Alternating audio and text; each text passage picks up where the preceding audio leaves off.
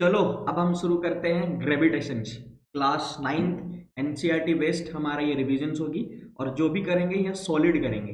हम लोग एनसीईआरटी से ए टू जेड यहाँ पे उठाया जो आपको स्कूल वाले लोग एनसीईआरटी का ही उठा के आपको देते हैं। मेरा रिवीजन यही रहेगा, एनसीईआरटी बेस रहेगा। इससे पहले एक मेरे तरफ से आप लोगों को जोश भरने के लिए कोशिश कर हल निकलेगा, आज नहीं तो कल निकलेगा। अर्जुन के तीर सा निशाना सा जमीन से भी जल निकलेगा। मेहनत कर पौधा को पानी दे, बंजर जमीन से भी फल निकलेगा। ताकत जुटा हिम्मत को आग दे, फौलाद का भी बोल निकलेगा। जिंदा राख दिल में उम्मीदों को, समंदर से भी गंगा जल निकलेगा। चलो दोस्तों, आज हम लोग शुरू करेंगे अब खतरनाक तरीके से, जहाँ पे हम लोग ग्रेविटेशंस के बारे में पूरा डिटेल से यहाँ से करेंगे, जहाँ एनसीईआरटी ए टू जेड मैंने यहाँ पे इंक्लूड करा है, एकदम एनसीईआरटी बेस्ड जो एग्जाम में आने वाले ओरिएंटेड। इसलिए रिवीजन में इसी को रखा, बेकार के कोई चीज़ें को नहीं रखा। चलो शुरू करते हैं। आप सब तो क्लास 8 में पढ़ चुके हो कॉज ऑफ ए फोर्स, यानी फोर्स के क्या क्या कारण हो सकते हैं, फोर्स क्या क्या कर सकता है, इफेक्ट ऑफ ए फोर्स।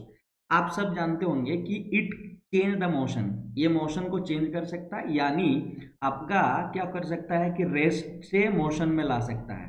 ठीक है, रेस्ट टू मोशन में ला सकता है, और यदि मोशन है तो रेस्ट में ला सकता है। ये फोर्स ही कर सकता है, यानी फोर्स का एक कॉज हुआ, फोर्स के वजह से हुआ तो फोर्स एक कॉज हुआ।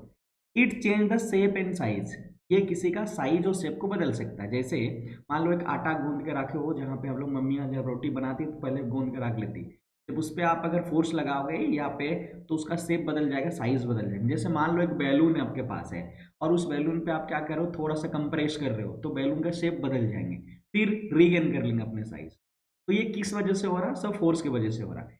इट चेंज द स्पीड, है ना। जैसे अगर मान लो स्लो है, पीछे से कोई धक्का मारा तो आप स्पीड इंक्रीज कर जाएंगे, या आप बहुत स्पीड से हो, आगे कोई धक्का मारा तो आप रुक जाएंगे। इट चेंज द डायरेक्शन, ये आपको डायरेक्शन को बदल देता है ना, ये आपका डायरेक्शन को बदलती है। ये तो कॉज ऑफ ए फोर्स है। लेकिन ये जो ग्रेविटेशन वर्ड आया है, ये कहाँ से आया, क्यों आया, कैसे आया, है ना। तो यहाँ पे आपको तीन चीजें मैं आपको बता रहा हूँ। जैसे we always observe that an object drop from the height falls toward the earth. अब न्यूटन साहब को ये सोचने में मजबूर कर दिया गया। आप शायद सुने ही होंगे कि एप्पल वाली कहानी, तो मैं नहीं सुनाऊंगा आपको, क्योंकि आप हमेशा सुनते आ रहे, बचपन से सुनते आ रहे, जब से साइंस जाने तब से सुनते आ रहे हैं कि we always observe that object drop from a height falls toward the earth. मतलब कोई भी ऑब्जेक्ट हमेशा नीचे की ओर क्यों गिरता है, ठीक है, क्या कारण है। जैसे हम लोगों ने ये फोर्स के जो कारण देखा कि किसी का शेप बदल सकता है, साइज बदल सकते हैं, स्पीड बदल सकते हैं, डायरेक्शन बदल सकते हैं, बहुत कुछ कर सकता है, लेकिन ये क्यों गिरता है, ये न्यूटन ने सोचने में मजबूर कर दिया इन चीजों पे। बोला गया कि we know that all the planets, है ना, all the planets go around the sun. सभी प्लैनेट्स जो अर्थ है, जो भी हमारा मार्स है, सब क्या कर रहा है, सन के चारों ओर घूम रहा है। क्या कारण है, क्या इसके पीछे क्या कारण है, क्या कोई फोर्स रिस्पॉन्सिबल है।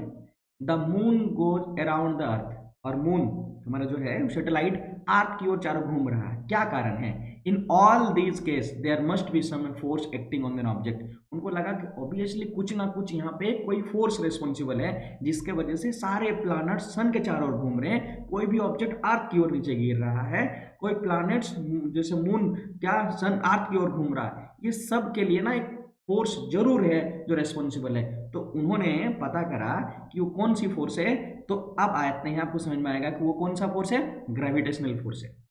वो कौन सी फोर्स है, ग्रेविटेशनल फोर्स है। यानी कोई भी ऑब्जेक्ट नीचे की ओर गिरता है तो वो कौन सी फोर्स है, ठीक है। अब जब कोई दो ऑब्जेक्ट के बीच में अट्रैक्शन होता है तब क्या फोर्स है, तब अब यहाँ दो बातें समझ में आता है कि ग्रेविटी क्या है और ग्रेविटेशनल फोर्स क्या है। ये दो अलग अलग बातें, हमेशा क्या करते हैं हम लोग एक जैसा मान लेते हैं, नहीं, दो अलग अलग बातें हैं।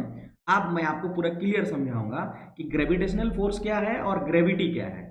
ग्रेविटी अलग चीज है और ग्रेविटेशनल अलग चीज है, लेकिन दोनों ही फोर्स है, लेकिन दोनों में डिफरेंस तो है। क्या डिफरेंस है, आप आइए समझना, ठीक है। देखो, ग्रेविटेशनल फोर्स क्या है, the universal force of attraction, ये एक फोर्स ऑफ अट्रैक्शन है which is acting between objects, ये दो ऑब्जेक्ट के बीच में लगती है, is known as a gravitational force. यानी देखो, एक ऑब्जेक्ट मैंने m1 कंसिडर करा है, जिसका नाम आप रख सकते हैं यहाँ a। एक ऑब्जेक्ट मैंने यहाँ पे b रखा, जिसका मास दिया m2।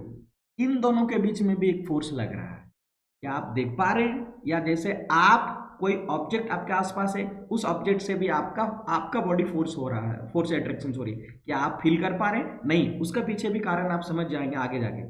तो ये ग्रेविटेशनल फोर्स वो है कि कोई भी दो ऑब्जेक्ट के मास के बीच में लगने वाला फोर्स को हम ग्रेविटेशनल फोर्स कहते हैं। इतना जान लो अभी, ठीक है? दो मास के बीच में लगने वाला फोर्स को ग्रेविटेशनल फोर्स कहते हैं। यहाँ आगे जाके हम पढ़ेंगे कि F इक्वल टू, मैं प्रूफ भी करूंगा आपको कि G इंटू M1 और इंटू M2 डिवाइडेड इनके बीच का डिस्टेंस का स्क्वायर होगी, यानी फोर्स लगेगी। तो दुनिया में कोई भी दो ऑब्जेक्ट है ना, उनके बीच में फोर्स लगता है, ठीक है? तो ग्रेविटी क्या है? दोनों तो एक ही जैसा लगा, आप लोग को भी यही समझ में आता होगा। आपको टीचर भी कभी कभी ऐसे ही बता देते हैं ग्रेविटी दोनों फोर्स, नहीं, दोनों अलग अलग बातें हैं। देखो, the force by which attract any object toward the earth is called the force of gravity. आप ये समझिए, कोई भी ऑब्जेक्ट को अर्थ जिस फोर्स से अट्रैक्ट करता है उस फोर्स को हम लोग ग्रेविटी कहते हैं। अर्थ जिस फोर्स से किसी ऑब्जेक्ट को अपनी ओर अट्रैक्ट करता है उसको हम ग्रेविटी कहते हैं। लेकिन दो ऑब्जेक्ट के बीच में जो अट्रैक्शन ऑफ फोर्स है वो ग्रेविटेशनल फोर्स है। यानी आप ये कह सकते हो कि दो ऑब्जेक्ट के बीच में लगने वाला फोर्स को ग्रेविटेशनल फोर्स और ऑब्जेक्ट और अर्थ के बीच में लगने वाला फोर्स को ग्रेविटी कहते हैं। बात समझ में आ गया है? आइए एक मैं फोटो से आपको क्लियर करता हूँ ग्रेविटी क्या है। देखो यहाँ पे क्या है कि ये एप्पल है और एप्पल नीचे की ओर गिर रहा है। इसका मतलब है कि एप्पल के पास भी कुछ ना कुछ मास है, मैंने कंसिडर करा m, ठीक है? और अर्थ के पास भी मास है जिसको हमने कंसिडर करा m। तो इन दोनों मास के बीच में भी फोर्स लग रही है और नीचे की ओर ही लग रहा है। इस फोर्स को हम लोग कह रहे हैं यहाँ पे ग्रेविटी, ठीक है? क्या कह रहे हैं हम लोग? ग्रेविटी। और दुनिया में कोई भी दो ऑब्जेक्ट के बीच में जो लग रहा है उनको हम लोग ग्रेविटेशनल फोर्स। उम्मीद करते हैं आप समझ गए होंगे, ठीक है? एक और मैं आपको एग्जांपल से क्लियर करना चाहता हूं, उससे पहले सेंट्रीपिटल फोर्स को देखो। अब क्या है कि आप कहीं ना कहीं बचपन में ऐसा किए होंगे कि एक पत्थर बांध देते रस्सी के अंदर में और घुमाते हैं, घुमाते घुमाते घुमाते घुमाते घुमाते रहते हैं। लेकिन कभी गौर किए हैं यहाँ पे क्या हो रही है? अब आप पूरा क्लियरली समझ में आएगा। देखो, यदि आप इसको क्या करते हैं कि ये पत्थर है, ये हमारा पत्थर है जो इस रस्सी से आप खींच के रखे हैं, और ये बॉडी क्या करेगा? मोशन में घूमते रहता है। जिस पाथ दिखाया गया डॉट डॉट से, ये एक पाथ है जो ऑब्जेक्ट मूव कर रहा है अलोंग ये पाथ है ना, सर्कुलर पाथ में मूव कर रहा है। लेकिन वजह इसलिए है क्योंकि इधर की ओर ना एक फोर्स लगा के रखा है, एक फोर्स लगा के रखा है। तो यहाँ इस फोर्स के रिस्पॉन्सिबल है कि ऑब्जेक्ट को राउंड बाय राउंड घुमा रहा है। लेकिन यदि ये ना होता, कि यदि ये अगर मान लो टूट गया थोड़ी देर के लिए, तो ये ऑब्जेक्ट कहाँ चल जाएगा? इस डायरेक्शन में चला जाएगा। आप अपने कर सकते हो, जब भी कभी क्या करते हैं ऑब्जेक्ट को हम लोग ऐसे घुमाते घुमाते घुमाते घुमाते छोड़ दिए तो अचानक से जिधर जिस जहाँ पे छोड़े उसी डायरेक्शन में वो बाहर निकल जाएगा। तो वो कौन से कारण है, कौन से कारक है, कौन से कॉज है जिसके वजह से बॉडी घूम रहा है? तो ये एक फोर्स है। लेकिन ये कौन सा फोर्स है? तो बोला कि कभी भी सेंटर की ओर लगने वाला फोर्स को ना यहाँ सेंट्रीपिटल फोर्स कहा जाता है। कोई भी फोर्स सेंट्रीपिटल फोर्स हो सकता है। देखो, एक चीज ऐसा हो सकता है, जैसे मैं क्या कह रहा हूँ कि ये आपका न्यूक्लियस है, आप पढ़े होंगे एटॉमिक स्ट्रक्चर क्लास 9 में। तो इस न्यूक्लियस के एक यहाँ पे बाहर में क्या होता है आपका? इलेक्ट्रॉन्स रिवॉल्व करते हैं, इलेक्ट्रॉन्स रिवॉल्व करते हैं। और यहाँ पर पॉजिटिव चार्ज होता है जो प्रोटॉन होता है। ये इलेक्ट्रॉन्स इसी पाथ में इसीलिए घूमता है क्योंकि इलेक्ट्रॉन्स को अंदर की ओर एक फोर्स लगता है। और हम सब जानते हैं कि भाई दो चार्ज के बीच में लगने वाला फोर्स को हम लोग इलेक्ट्रोस्टैटिक फोर्स है। तो यहाँ देखो, एक इलेक्ट्रोस्टैटिक फोर्स जो है, एक इलेक्ट्रोस्टैटिक फोर्स जो है, इस इलेक्ट्रोस्टैटिक फोर्स अंदर की ओर लग रहा है, इसीलिए इलेक्ट्रोस्टैटिक फोर्स ही सेंट्रीपिटल फोर्स है। सेंट्रीपिटल फोर्स कोई टाइप ऑफ फोर्स नहीं है, कोई टाइप ऑफ फोर्स। जैसे हम लोग फ्रिक्शन ऑफ फोर्स पढ़े हैं और ग्रेविटेशनल फोर्स पढ़े, वो एक टाइप है। लेकिन ये जो हम पढ़ रहे हैं सेंट्रीपिटल फोर्स एक नेचर ऑफ फोर्स है, जो अंदर की ओर जो भी फोर्स लगेगा वही फोर्स को हम सेंट्रीपिटल फोर्स कहेंगे। लेकिन यहाँ पे जो फोर्स लगा रहा है, तो देखो इस ऑब्जेक्ट के मास के बीच में लग रही है। ये ऑब्जेक्ट है, मतलब ये हमारा आप हो मान लो, तो ये ऑब्जेक्ट है आप, तो इसका मास है, और ऑब्जेक्ट का भी मास, ये ऑब्जेक्ट है इसका मास है। इसका मतलब इन दोनों मास के बीच में लगने वाला, तो ये फोर्स कौन सी फोर्स है? तो बोलोगे सर ये फोर्स जो है ना वो तो ग्रेविटेशनल फोर्स है। आपने कहा अभी कि दो ऑब्जेक्ट के बीच में लगने वाला फोर्स को आप कौन सा फोर्स कहते हो? ग्रेविटेशनल फोर्स कहते हो। तो ग्रेविटेशनल फोर्स कैसा? Centripetal force. तो ग्रेविटेशनल फोर्स सेंट्रीपिटल फोर्स भी हो सकता है, लेकिन ये जो responsible, which force is responsible, तो आप बोलोगे ग्रेविटेशनल फोर्स। लेकिन अंदर की ओर लग रहा है तो इसलिए सेंट्रीपिटल फोर्स कहेंगे। क्या कह रहे हो आप? Centripetal force. जैसे यहाँ पे ये इलेक्ट्रोस्टैटिक फोर्स एक सेंट्रीपिटल फोर्स की तरह है, एक इलेक्ट्रोस्टैटिक फोर्स यहाँ सेंट्रीपिटल फोर्स तरह, यहाँ ग्रेविटेशनल फोर्स एक इलेक्ट्रोस्टैटिक फोर्स। अब आपको शायद समझ में आया होगा कि प्लैनेट्स सन के चारों ओर क्यों घूम पा रहा, क्योंकि प्लैनेट्स का एक अपना फिक्स्ड मास है, सन का एक फिक्स मास है, इन दोनों मास के बीच में लगने वाला फोर्स को ग्रेविटेशनल फोर्स, दैट मीन हम ये कह सकते हैं gravitational force is responsible for that, कि प्लैनेट और सन एक तरफ घूम रहा है। मतलब बोला अर्थ के चारों ओर मून मूव कर रहा है बाई विच फोर्स, तो हम बोलेंगे देखो मून का एक अपना फिक्स मास है और अर्थ का एक अपना फिक्स मास है, इन दोनों मास के बीच में लग रही फोर्स तो हम बोलेंगे ग्रेविटेशनल फोर्स लग रही है। इसका मतलब ये सारे जो एग्जांपल मैंने लिया वो सारे के जिम्मेदार कौन है, वो ग्रेविटेशनल फोर्स है। तो अब आइए हम समझते हैं कि सेंट्रीपिटल फोर्स का डेफिनेशन क्या होगी। बोले centripetal force is the force that keeps an object moving in a circular path, किसी ऑब्जेक्ट को एक सर्कुलर पाथ में मूव कराने में हेल्प करता है, किसी भी मूव कराने में हेल्प करता है। अब it always directed toward the centre of a circle, इसका डायरेक्शन जो होगी ना वो ऑलवेज किधर होगा, हमारा हमेशा हमेशा सेंटर की ओर ही होगी, हमेशा हमेशा कहाँ होगी, सेंटर की ओर ही होगी, सेंटर की ओर ही होगी, इसका डायरेक्शन की होगी, हमेशा सेंटर की ओर ही होगी। ठीक है, तो ये कौन सी फोर्स अगर आपको बताना है तो बोलना centripetal force act as a centripetal force, sorry gravitational force act as a centripetal force. आइए इसके कुछ एग्जांपल्स को हम समझते हैं। जैसे बोले कि the motion of a moon around the earth is due to centripetal force. हम लोगों ने पढ़ा कि मून जो है ना अर्थ के चारों ओर मूव करता है, वो भी किस वजह से, सेंट्रीपिटल के फोर्स की वजह से। जैसे electrons revolving around the nucleus, किस वजह से, सेंट्रीपिटल फोर्स की वजह से। अंदर की ओर लगने वाला फोर्स सेंट्रीपिटल और बाहर की ओर लगने वाला फोर्स सेंट्रीफ्यूगल फोर्स लगता है। बात समझ में आ रहा है। आइए इसीलिए न्यूटन्स ने एक अपना लॉ दिया इसी ग्रेविटेशन के लिए, ये जो फोर्स हमने खोजा ये फोर्स के वजह से एक लॉ दिया, और वो क्या लॉ है, यही लॉ आपको एग्जाम में आने वाले हैं। ये लॉ है, क्या कह रहे हैं न्यूटन साहब ने, सर आइजैक न्यूटन ने ये लॉ दिए थे, यूनिवर्सल लॉ ऑफ ग्रेविटेशन। कभी कभी एग्जाम में आते भी हैं कि यूनिवर्सल लॉ ऑफ ग्रेविटेशन किसने दिया है, तो आप बोलोगे सर आइजैक न्यूटन ने दिया है। ठीक है, अब आइए इनका क्या कहना है। बोला गया है कि every object in the universe attract every other object with force which is proportional to the product of their masses and inversely proportional to their square of the distance between them. The force is along the line joining the center of a two objects. बहुत बढ़िया बात, उन्होंने क्या कहा कि कोई भी दो ऑब्जेक्ट के बीच में दुनिया में फोर्स लगता है, यूनिवर्स में कोई भी दो ऑब्जेक्ट है उन दोनों ऑब्जेक्ट के बीच में हमेशा एक फोर्स लगता है। जैसे आप भी एक ऑब्जेक्ट हैं तो आपके आसपास के ऑब्जेक्ट के साथ आपका एक फोर्स लग रहा है, आप फील क्यों नहीं कर पा रहे हो, ऐसा इसीलिए नहीं कर पा रहे हैं क्योंकि आपके और उनके बीच में एक बहुत वीक फोर्स है, बहुत कमजोर फोर्स है, जिसके वजह से फील नहीं कर रहे, लेकिन आप दोनों के बीच में भी फोर्स लग रही है।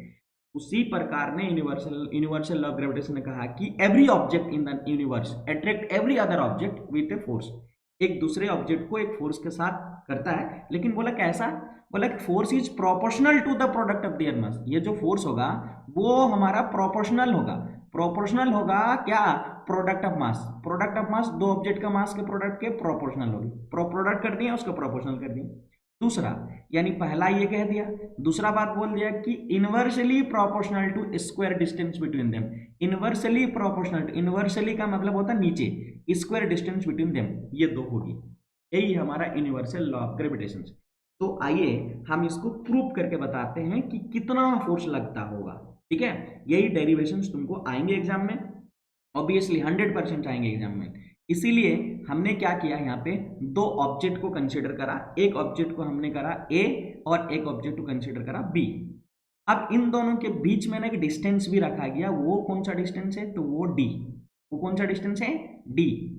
तो इनके बीच में जो फोर्स लगेगा इतना होगा, हम आप प्रूव करेंगे। अब आइए हम इनके बारे में थोड़ा सा स्टेटमेंट लिखना पड़े, क्योंकि हमने सपोज करा ना कि एक ऑब्जेक्ट है, ये ऑब्जेक्ट आप लिखी हो क्या, इस कॉपी के अंदर में है या स्क्रीन पे ऑब्जेक्ट है, नहीं, तो हमको सपोज करना, नहीं तो गलत हो जाएगा ये स्टेटमेंट हमारा। ठीक है, चलो let two object A B of mass M, एक का कैपिटल एम कंसिडर करा, इसको हम लोग कर रहे हैं एम, और एम इसका छोटा वाला का हम लोग एम किया, एट ए डिस्टेंस डी, कितना डिस्टेंस है, डी डिस्टेंस पे फ्रॉम ईच अदर, एक दूसरे को डी डिस्टेंस पे है।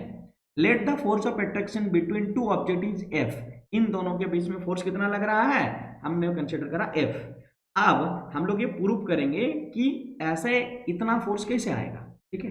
तो इसके लिए हम लोग क्या करना चाहते हैं कि यहाँ यूनिवर्सल लॉ ऑफ ग्रेविटेशन क्या कहते हैं, वो कहते हैं कि F is directly proportional to product of their mass. तो हमने ये दो प्रोडक्ट लिया, दोनों प्रोडक्ट को हमने यहाँ मल्टीप्लाइड करके डायरेक्टली प्रोपोर्शनल कर दिया फोर्स के साथ। दूसरा कहता है कि force is inversely proportional to square distance between them, मतलब इनके बीच का स्क्वायर डिस्टेंस बिटवीन देम होगी, ठीक है। और इसको आपने इक्वेशन 2 कंसिडर करा। अब देखो आप लेफ्ट साइड में एफ है, इसका भी एफ है, इसका मतलब ये दोनों एफ इक्वल हो सकता है। तो हम यहाँ पे क्या कर सकते हैं, इनको हम लोग लिखेंगे from equations 1, from equations and equation 2, from equation 1 and equation 2 F क्या हो जाएगी, directly proportional to product of mass M on small M N, इनके बीच का डिस्टेंस का। अब हमारा पूरा हुआ नहीं है, क्यों नहीं हुआ है, क्योंकि हम लोग ये जो प्रोपोर्शनल है ना इसको रिमूव करना पड़ेगा। तो एफ को रिमूव करने के लिए हम लोग कोई कांस्टेंट का इस्तेमाल करते हैं। तो यहाँ एफ इक्वल टू हमारा क्या होगा, जी, है ना। इस प्रोपोर्शनल को हटाने के लिए कांस्टेंट क्या लिया, जी, और आपके प्रोडक्ट ऑफ मास एम और छोटे वाले ऑब्जेक्ट का मास एम और उनके बीच का डिस्टेंस को डी का स्क्वायर होगी। ये जो आपने करा है यही आपका क्या है, फोर्स है। यही ग्रेविटेशनल फोर्स है कि F equal to G into M by D square, where M क्या है भाई यहाँ, तो यहाँ पे जो आपका M है भाई, M हमारा ग्रेविटेशनल कांस्टेंट है। तो क्या बोलोगे, G, where G is a gravitational constant है, ठीक है। क्या कह रहे हैं आप, ये हमारा होगा ग्रेविटेशनल कांस्टेंट होगी, ठीक है। ये हमारा ग्रेविटेशनल कांस्टेंट होगा G, क्लियर है।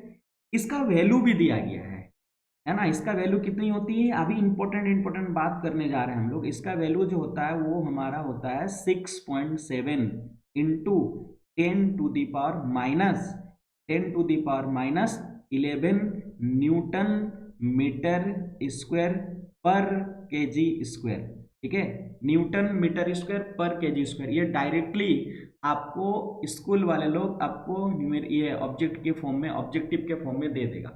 बात समझ में आ रहा है, या तो डायरेक्ट लिखने के लिए दे देगा। तो डेरिवेशन आपका यहाँ तक रहा, F equal to G into M by D square. ये जो यूनिट है न्यूटन मीटर स्क्वायर पर केजी स्क्वायर, मैं आपको यहाँ निकाल के दिखाता हूँ क्योंकि ये आपको निकालने भी आता है, ठीक है। जी का यूनिट निकालिए बोलेगा, find the unit of a जी। अब देखो इस इक्वेशन को हम लोग लेते हैं एफ वाले को, ठीक है।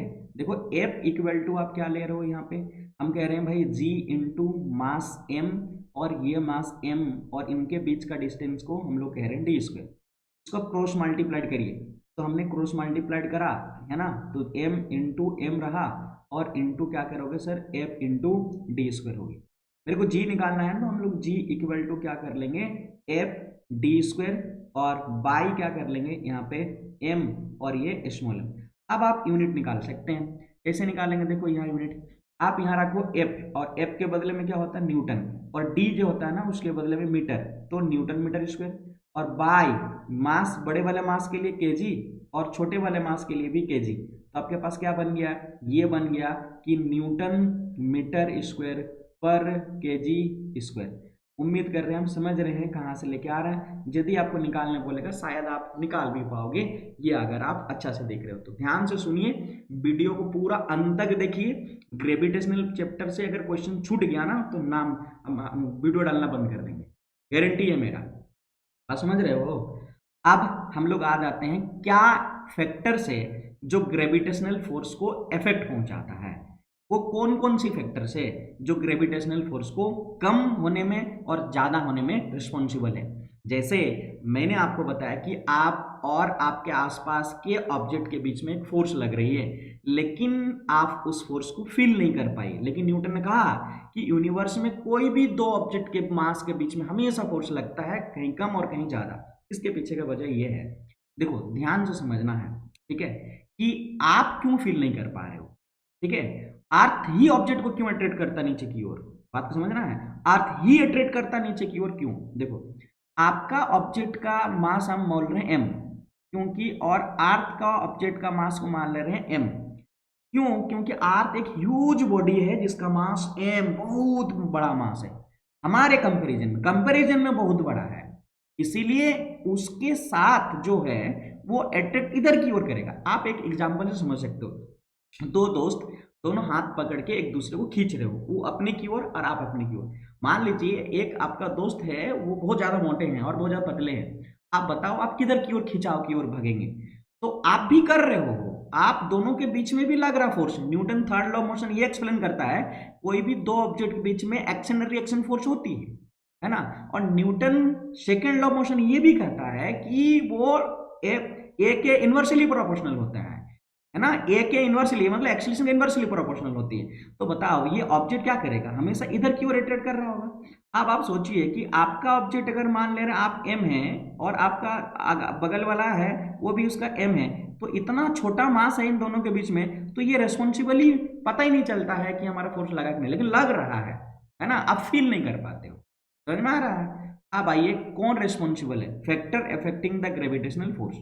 तो ये दो बात रेस्पॉन्सिबल है, एक हमारा मास ऑफ द ऑब्जेक्ट और डिस्टेंस बिटवीन द ऑब्जेक्ट। देखो ऐसा हमारे पास क्या फॉर्मूला अभी पढ़े कि F equal to G into M by distance square. आपको कोई जरूरत नहीं है कि याद रखिए, बस इस कॉन्सेप्ट को याद रखिए। देखो जी तो हमने बोला अभी कांस्टेंट है, इसका वैल्यू चेंज नहीं होती है। तो अब क्या होगा, मास ये अब ज्यादा मास का होगा तो ज्यादा फोर्स लगेगी, इसका मतलब F किस पे डिपेंड कर रहा है, हमारा मास पे डिपेंड कर रहा है ऑब्जेक्ट का। यदि ऑब्जेक्ट का मास ज्यादा होगा तो उनके फोर्स ज्यादा लगेंगे, यदि ऑब्जेक्ट का मास कम होगा तो उनके बीच में फोर्स कम लगेंगे। तो हम किस पे डिपेंड कर रहा है, मास ऑफ द ऑब्जेक्ट पे। दूसरा स्क्वायर डिस्टेंस बिटवीन देम, मतलब उनके बीच का डिस्टेंस कैसा है। जैसे फॉर एग्जांपल मैं ऐसा कह रहा हूं आपके पास, अभी कह रहे हैं कि एक ऑब्जेक्ट है जिसका मास m कह रहे हो और एक ऑब्जेक्ट है जिसका मास m कह रहे हो, इनके बीच का डिस्टेंस मैंने बोला d है।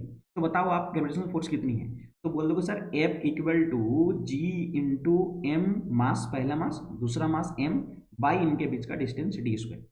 अभी मैं कह रहा हूं कि ये जो d है ना, ये दोनों के बीच का डिस्टेंस को 2d बना दिया, मास वही है, दोनों ऑब्जेक्ट को दूर रख दिया। क्या फर्क पड़ता है, देखते हैं फर्क पड़ता है ये नहीं पड़ता। चलो तो फिर आप ग्रेविटेशनल फोर्स इनके बीच में लगाओ, तो F इक्वल टू जी, मास में क्या ले रहे हो कैपिटल M, और छोटा मास में क्या ले रहे हो m, और दोनों के बीच का डिस्टेंस कितना ले रहे हो 2d, क्योंकि डिस्टेंस का स्क्वायर होता है। अब आप देखो क्या होगा हमारा g इंटू एम बाई क्या बोल दोगे सर 4d स्क्वायर। तो यहाँ पे क्या कर सकते हो 1/4 जी इंटू एम बाई क्या कर सकते हो डी स्क्वायर। दैट मीन आप कह सकते हो भाई इसके लिए तो पहले वाला वैल्यू देखो कितना है, इसके लिए वैल्यू एफ रख सकते हो, तो यहाँ पे 1/4 इंटू क्या रख दो एफ। दैट मीन आपको क्या हो गया 4 क्या हो गया F/4 हो गया। तो फोर्स डिक्रीज कर गया, 4 टाइम्स डिक्रीज कर गया। देखो 1/4 का मतलब 4 से डिवाइड कर रहे हो, इतना कम हो गया। तो डिस्टेंस इंक्रीज करा तो फोर्स फोर्स कम होगा, फोर्स कम होगी, और यदि डिस्टेंस नियरेस्ट होगी तो फोर्स ज्यादा लगेगा। बात समझ में आ रहा, ज्यादा फोर्स लगेगा। तो यहाँ पे ये भी कहा गया है यूनिवर्सल लॉ, अगर आप ज्यादा इनके बारे में जानकर रखना चाहते हो तो ये देखो, the law is universal in the sense that it is applicable to all bodies. हमारा यूनिवर्सल का मीनिंग क्या है कि किस सेंस में कह रहे हैं यूनिवर्सल है, बोल रहे कोई भी एप्लीकेबल है, कोई भी बॉडीज में एप्लीकेबल है, all bodies, whether bodies are big और small, whether they are celestials और द टेरेस्ट्रियल, चाहे आपका वो कैलेस्टियल हो मतलब आपके कोई सोलर सिस्टम से बॉडीज हो, या टेरेस्ट्रियल यानी जमीन में कोई बॉडी है, हमेशा फोर्स लगेगा दो ऑब्जेक्ट के बीच में। ये इनवर्स स्क्वायर क्या है जो मैंने यहाँ पर डिस्टेंस वाला बताया, मतलब saying that f is inversely proportional to square of a distance d means it example that d gets bigger by a factor of 6, f becomes a 1/36। यदि बोला कि डिस्टेंस को 6 बढ़ा दिया जाए तो उसका फोर्स कितना कम हो जाएगा 36, जैसे मैंने यहाँ पे करके दिखाया। तो यहाँ पर भी वही एग्जाम्पल है।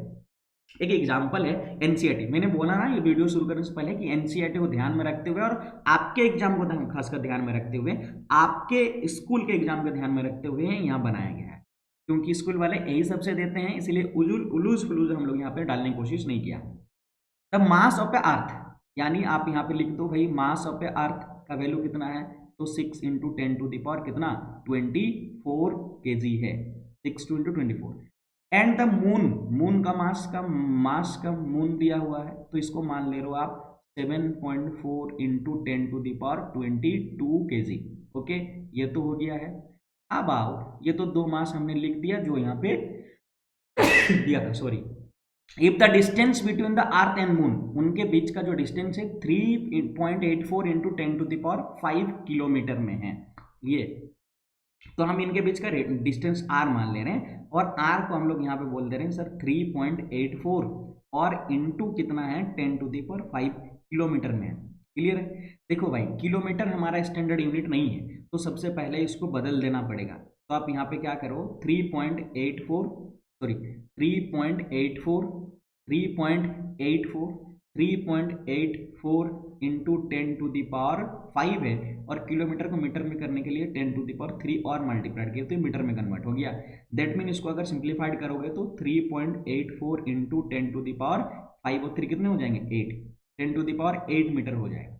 Okay clear? इसमें आपको बोला गया कि जी का वैल्यू लेना है इतना, तो बताओ कितने फोर्स एग्जर्ट हो रहा है मून और अर्थ के बीच में, रियलिटी में कितना होता है, एक्सपीरियंस कितना होता है। तो यहाँ पे आप फॉर्मूला लगाओ सीधा सा, force equal to G gravitational constant G, और बोलो कि मास ऑफ अर्थ, तो यहाँ पे क्या लिखोगे मास ऑफ अर्थ, और यहाँ पे क्या लिखोगे मास ऑफ मून, डिवाइडेड उनके बीच का डिस्टेंस को मैंने आर माना तो यहाँ r² डी माना, तो डी आपका चॉइस। एफ इक्वल टू आप यहाँ पे क्या करो जी का वैल्यू रखो, तो जी का वैल्यू आपके पास दिया गया है, और नहीं तो याद कर लीजिए, डायरेक्ट पूछता है आपको 6.67 इंटू 10⁻11 न्यूटन मीटर स्क्वायर पर केजी स्क्वायर। अब दूसरा क्या दिया हुआ मास ऑफ अर्थ, और मास ऑफ अर्थ कितना दिया है यहाँ पे, तो आप लिखोगे सर 3.84 इंटू 10⁻, सॉरी हाँ ये है हमारी तो रेडियस है ना, चलो कोई बात नहीं है तो नीचे लिखना पड़ेगा ना। तो यहाँ पर हम लोग मास ऑफ अर्थ क्या है 6 इंटू 10⁻24 kg, और दूसरा मास ऑफ मून कितना है 7.4 इंटू 10⁻22 kg, ठीक है, और डिवाइडेड r², दोनों में r का वैल्यू कितना दिया हुआ, तो 3.84 इंटू 10⁸ का क्या स्क्वायर। अब इनको ये करोगे तो आपके पास जो आएगा ना 2.02 इंटू 10⁻20 है ना, इतना न्यूटन फोर्स आपका लगेगा। लेकिन ये मैं अभी इसलिए सॉल्व नहीं कर रहा हूँ, आप लोग बोलोगे तो कैसे आया है, ये मैं आपको बता दूंगा, लेकिन हम इसीलिए सॉल्व नहीं कर रहे क्योंकि वीडियो बहुत ज़्यादा लंबी हो जाएगी इस पर अगर सॉल्व करते जाएंगे, क्योंकि 15 मिनट से लग जाएगा आपको यहाँ पे बनाने में, ठीक है। अब देखो एक चीज आप ये भी याद रख सकते हो, सर मून और अर्थ के बीच में कितना लगता है फोर्स, तो आप याद रख लीजिएगा क्योंकि 2.01 ना 2.01 लगभग 2 के बराबर ही है, तो 2 इंटू 10⁻20 इतना न्यूटन फोर्स लगता है। आप ये वैल्यू डायरेक्ट याद रख लो क्योंकि आपको याद भी जरूरी है कि मून और अर्थ के बीच में कितना लगता है, तो बोलोगे सर 2 इंटू 10⁻20 न्यूटन फोर्स लगता है। मून और अर्थ के बीच में कितना फोर्स लगता है 2 इंटू 10⁻20 न्यूटन फोर्स लगता है, ठीक है। अब आइए ये जो gravitational force, universal law of gravitational force क्या है, इसका क्या महत्व है हमारा लाइफ में, हमें क्या इंपॉर्टेंस है, इसी को बोलता हूं importance of the universal law of gravitation. भाई इसी के वजह से तो हम चल पा रहे हैं, इसी के वजह से तो मून अराउंड घूम रहे हैं, इसी के वजह से प्लैनेट सन के चारों ओर घूम रहे हैं, जैसे मैंने समझाया, इसी के वजह से तो मून और सन एक दूसरे को बंधे हुए हैं। तो आपके पास ये चार इंपॉर्टेंट, चार वेरी इंपॉर्टेंट है, एग्जाम ऑफ व्यू से डायरेक्ट आपको यहाँ लिखने को दे देगा कि importance of the universal law of gravitation क्या है। तो पहला हमारे पास क्या है, तो बोलोगे sir the force that bind us to the earth, इसके वजह से हम चल पा रहे हैं, इसके वजह से हम यहाँ पे रुक पा रहे हैं, अगर ये नहीं रहेगा ना तो हम कुछ नहीं कर सकते हैं, ठीक है। दूसरा the motion of the moon around the अर्थ, देखो ये मून जो घूम रहा है अराउंड अर्थ, ये भी रेस्पॉन्सिबल कौन है, ग्रेविटेशनल फोर्स है। The motion of a planets around the sun, ये भी रेस्पॉन्सिबल कौन है, ये जो प्लैनेट्स घूम रहा है अराउंड द सन, इसको भी रेस्पॉन्सिबल कौन है, ग्रेविटेशनल फोर्स है। The tides due to the moon and the sun, sun और मून के बीच में ये जो बंधन है ये भी किसके वजह से, ग्रेविटेशनल फोर्स की वजह से, तो इसी के वजह से हो रहा है ना, तो इसका लिए हमारे बेनिफिट है, जो भी बेनिफिट है वही इंपॉर्टेंस है। सो ये importance of A gravitational law आप क्या लिख दोगे, ये चार लिख देना, और भी आप अपने मेंशन कर सकते हो अपने तरीके से, कोई ऐसा जरूरी नहीं, लेकिन एनसीईआरटी में जो है वो मैंने यहाँ कर दिया, इसी को हूबहू लिखोगे नंबर आपको मिल जाएंगे। अब आ जाते हैं एक अलग कॉन्सेप्ट पे, ये तो हमारा फोर्स से रिलेटेड कॉन्सेप्ट चल गया है और यूनिवर्सल लॉ समझ में आया, उसको प्रूव कर दिए, ठीक है। न्यूमेरिकल देखते हैं, इसका इंपॉर्टेंस देखते हैं। अब आता है एक फ्री फॉल बोल के एक हमारा यहाँ पे फिजिकल क्वांटिटी, ये फ्री फॉल है क्या, फ्री फॉल है क्या, देखो जब भी कोई ऑब्जेक्ट को जब ऊपर की ओर फेंकते हैं ना तो ऑब्जेक्ट नीचे की ओर गिरता है ड्यू टू ग्रेविटेशनल फोर्स। यहाँ पे देखो ध्यान से समझना, यहाँ बोला आप whenever object fall toward the earth under earth gravitational force alone are called a freely falling bodies and such a fall is called a free fall. जब भी कोई बॉडी ऊपर से नीचे की ओर ग्रेविटेशनल फोर्स के बीच गिर रहा है, अपने आप फ्रीली गिर रहा है, कोई उस पे हमारा मीडियम का कोई फोर्स नहीं लग रहा है। यहाँ पे एक और वर्ड मेंशन हो जाना चाहिए था। देखो बोलना चाहिए इन वैक्यूम। वैक्यूम होने का मतलब क्या है कि जैसे यहाँ एयर है तो भाई एयर का पार्टिकल कुछ ना कुछ तो हमारे पास यहाँ पे फ्रिक्शन क्रिएट होगा, तो बोला कि फ्री फ्रॉम फ्रिक्शन होना चाहिए। तो यहाँ पे मेंशन जरूर करना whenever object fall toward the earth under the earth gravitational force alone are called a freely falling bodies in या तो without frictional by medium, such fall is called a free fall. जब भी कोई body नीचे की ओर गिर रहा है उसको हम फ्री फॉल कहेंगे, लेकिन इन वैक्यूम मीडियम में होना चाहिए, यानी मीडियम का कोई भी प्रकार का फ्रिक्शन क्रिएट नहीं होना चाहिए। एक एग्जांपल मैं आपको देता हूं।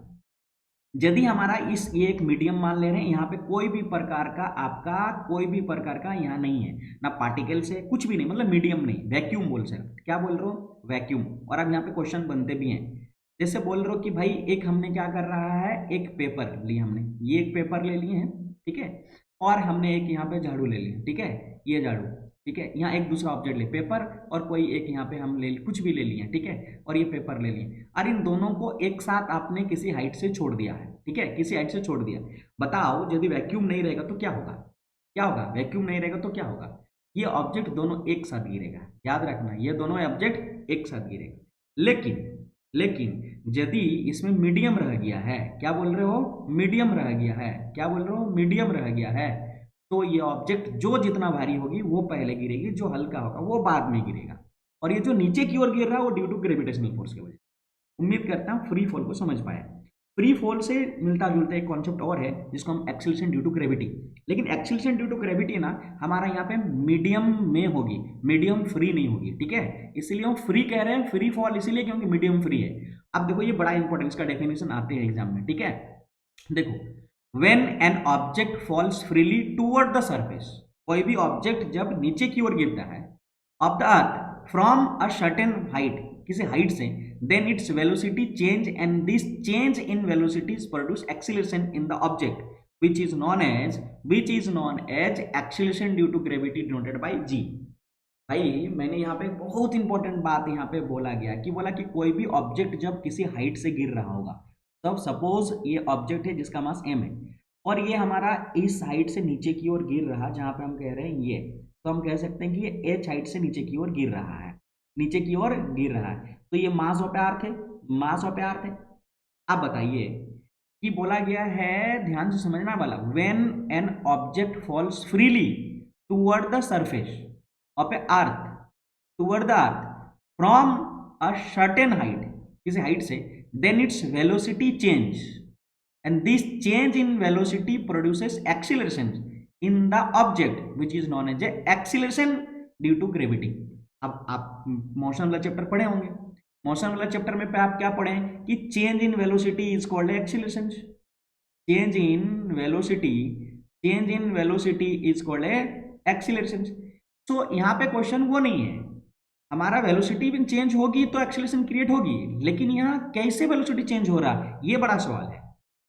और वो वेलोसिटी चेंज हो रही है तो बोला कि ग्रेविटी के वजह से हो रहा है। अब हमने बताया ना ग्रेविटी क्या है, कभी कोई बॉडी को नीचे क्यों रोटेट करता हो, ग्रेविटी, दैट मीन एक फोर्स के वजह से। अब आप पढ़े हो, पहले हम बता दिए कि जब भी कभी किसी बॉडी पे फोर्स लगाते हो तो उसका स्पीड में चेंज होता है, तो स्पीड में क्यों चेंज होगी, तो ज्यादा फोर्स लगेगा तब तो चेंज होगी। अब कैसे ज्यादा लगेगा इसको समझो।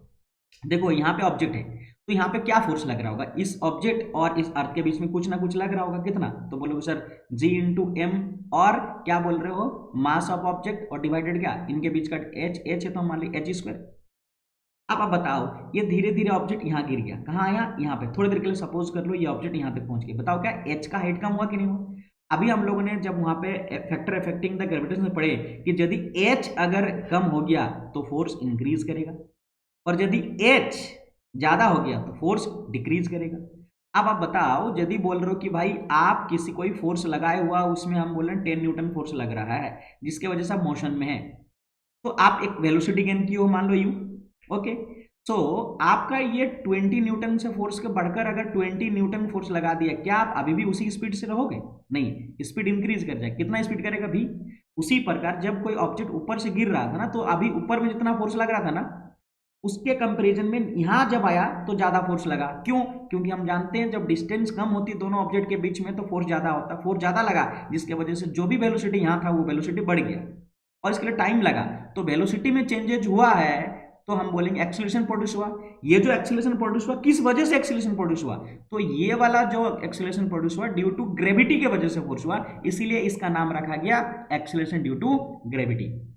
इसी इसका नाम रखा गया एक्सीलरेशन ड्यू टू ग्रेविटी। तो आप वो ही ऐसा लिखना, when an object fall freely from a certain height है ना, toward the surface of a earth from a certain height, then velocity change and this change in velocity produces acceleration of an object which is known as the acceleration due to gravity, है ना। it is denoted by a small g। देखो ये हमारे किसके बीच में denote किया जाता है? स्मॉल g में डिनोट किया जाता है। Capital G acceleration gravitational constant है, ठीक है। तो ये g का ना वैल्यू अर्थ सरफेस पे होता है भाई 9.8 मीटर पर सेकेंड स्क्वायर, ठीक है। और इस g का जो यूनिट है वो जो एक्सीलरेशन का यूनिट है, क्योंकि ये भी एक्सीलरेशन ही है लेकिन g से डिनोट इसीलिए कर रहे हैं क्यों? ग्रेविटी के वजह से लगा है, बस इतना से बदलाव आया है। तो इसका जो यूनिट होता है वो मीटर पर सेकेंड स्क्वायर होता है, जिसका एक्सीलरेशन का होता है। एक्सीलरेशन हमारे पास पता है आपका, इसका एक डायरेक्शन भी होती है। तो आप जानते हो ये एक वेक्टर क्वांटिटी है, तो आप जी भी क्या है? एक हमारा वेक्टर क्वांटिटी है। इतना इससे रिलेटेड आपको बस याद रखना।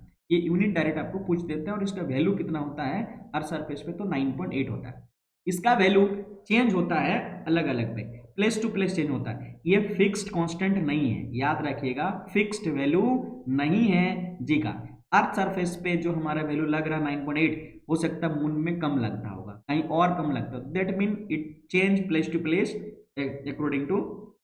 लेकिन कैपिटल जी का वैल्यू नहीं बदलता है, ये दो डिफरेंस है। कैपिटल जी का कांस्टेंट वैल्यू है 6.67 into 10 to the power -11 Newton metre square पर केजी स्क्वायर, उतना ही होगी, वो कभी चेंज नहीं होगी। बात समझ में आ रहा है? जी का यूनिट जो होता है वो न्यूटन मीटर स्क्वायर पर केजी स्क्वायर होता है, और यहाँ पे जी का यूनिट क्या होता है? मीटर पर सेकंड स्क्वायर, ठीक है। मीटर ये एक हमारा फिजिकल क्वांटिटी है, ये एक फिजिकल क्वांटिटी नहीं है। बात समझ में आ रहा है? ये तीन डिफरेंस हो गया। तो आपको लिखते हैं distinguish between small G and आपको बोल देगा क्या? Capital G. तो आप ये डिफरेंस करना, ठीक है। अब आइए इन दोनों के बीच का रिलेशन हम ढूंढने की कोशिश करते हैं, क्या रिलेशन है कैपिटल जी और स्मॉल जी के बीच में, क्या रिलेशन है। डिफरेंस तो समझ में आ गया, इनके बीच में क्या रिलेशन भी तो कुछ होना चाहिए। क्या रिलेशन है ये जी और इनके? डिफरेंस समझ में आया, ये रिलेशन क्या है। अब इनको रिलेशन ढूंढने के लिए सबसे पहले हमारा जी किस में आता है, तो हम देख लिए जी जो वैल्यू होता है ना, जी जो वैल्यू होता है वो किस में आता है, तो हम लोग पढ़ लिए हैं, वो ग्रेविटेशनल फोर्स लिखेंगे तब जाके आएगा। तो आप पहले क्या लिखो? ग्रेविटेशनल फोर्स लिखो एफ, और एफ इक्वल टू आप लिखोगे सर जी, और यहाँ पे क्या होगा हमारा? मास ऑफ ए अर्थ और मास ऑफ ए ऑब्जेक्ट डिवाइडेड क्या कह रहे हो आप? D square. क्लियर है? इसका मतलब ये है कोई ऑब्जेक्ट ये है हमारा, ठीक है, और इसका मास हमने कंसिडर करा एम। ये हमारा अर्थ है जिसका मास हमने कंसिडर करा एम ई, जो इनके बीच का जो डिस्टेंस है मैंने कंसिडर करा डी, ठीक है, डी कंसिडर करा। आप बताइए, हमने बोला कि जब भी कोई बॉडी नीचे की ओर गिर रहा है तो क्या गिर रहा होगा? जी, है ना। किस लिए? तो बोला कि फोर्स। अब न्यूटन लॉ ऑफ मोशन से ये कहता है, न्यूटन हमारा सेकेंड लॉ क्या कहता है कि एफ इक्वल टू क्या हो जाएगा हमारा? M A. आप पढ़े मोशन में। लेकिन ये जो एक्सीलरेशन है, तो एक्सीलरेशन हमारा यहाँ एक्सीलरेशन ड्यू टू ग्रेविटी होगी, तो हम क्या बोलेंगे इसको? M G. इसका मतलब हमारे इक्वेशन यहाँ है एक, और ये एक इक्वेशन है। अब ये दोनों ही हमारा फोर्स है, देखो ये भी फोर्स है और वही फोर्स है, और यह भी न्यूटन सेकंड लॉ लग रही है और ग्रेविटेशन फोर्स भी लग रही है, तो ये दोनों फोर्स तो इक्वल ही है। तो इन दोनों फोर्स को हम इक्वल करते हैं, तो हम यहाँ लिखेंगे from equation 1 and equation 2, from equation 1 and equation 2।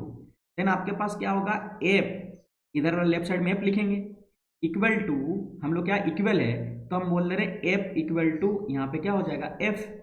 तो आप इधर रखो कि ये वाला हमारा इस एफ है, ये वाला हम मैंने कंसिडर ये F2 है, ये F1 है, मैंने लिख दिया F2 और ये F1 इक्वल है।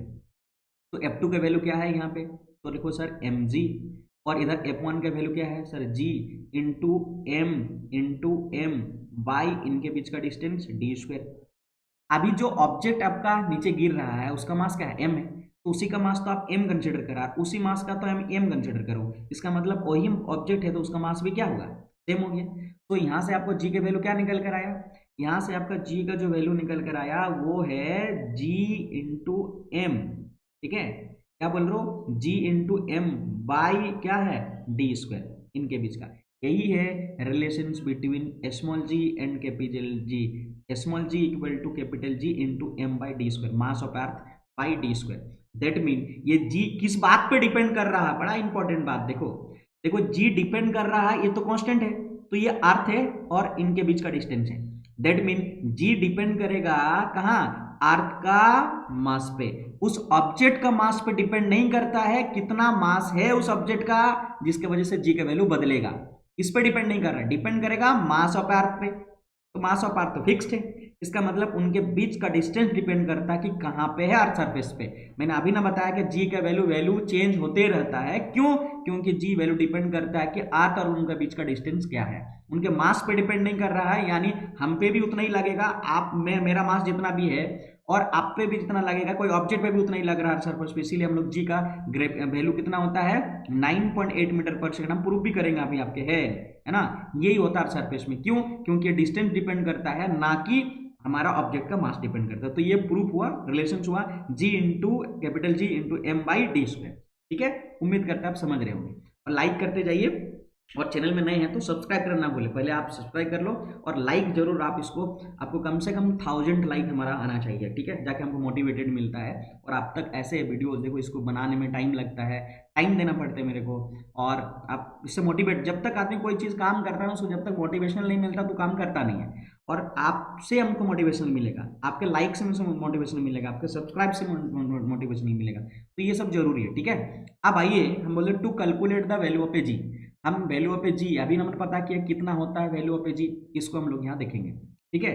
तो जी के वैल्यू निकालने के लिए हमको जी का फॉर्मूला होना चाहिए, तो जी इक्वल टू हम लोगों ने देखा कि ये ग्रेविटी, ये जी है और मास ऑफ अर्थ डिवाइडेड उनके बीच का डिस्टेंस, तो यहाँ पे हम लोग रेडियस ऑफ अर्थ लेंगे, ठीक है। अब इसको हम लोग यहाँ पे वैल्यू पुट करते हैं, जी का वैल्यू निकल जाएगा, देखो कैपिटल जी जो है ना, वो कैपिटल जी का वैल्यू आपको पता है क्या है, 6.67 इंटू 10 टू दी पावर -11, बार बार कह रहा हूँ ये बहुत जरूरी है।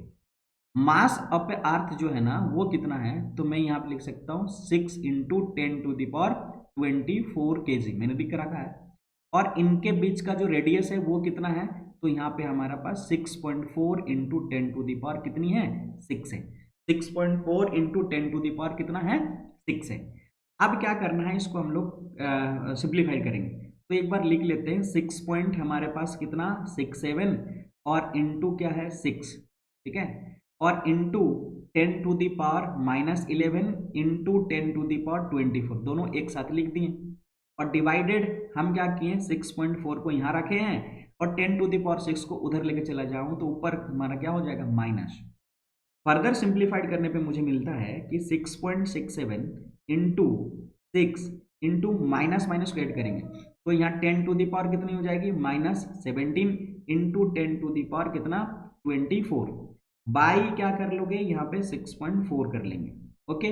नाउ फिर इसको हम लोग फर्दर सिंप्लीफाइड करेंगे, तो 17 और 24 में देखो हमारे बेस सेम पावर को ऐड कर लेंगे, तो 24 से 7 को माइनस करिए तो कितना आ जाएगा हमारे पास, यहाँ पे 6.67 into 6 into 10 to the power कितने बनेंगे, 24 में 17 माइनस करिए 3 और 7, तो ये हमारा बच जाएगा 7, और डिवाइडेड आपके पास हो जाएंगे यहाँ पे 6.4, ठीक है।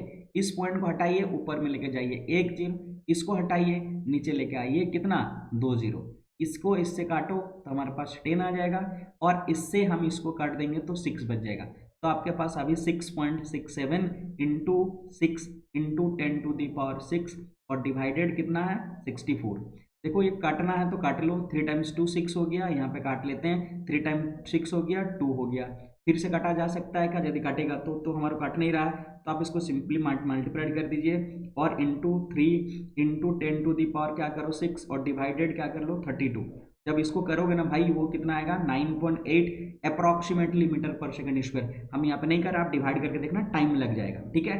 तो ये वैल्यू क्या आ गया, जी का वैल्यू। तो आइए अर्थ सरफेस पे होता है, वेरी करता है अलग अलग पे।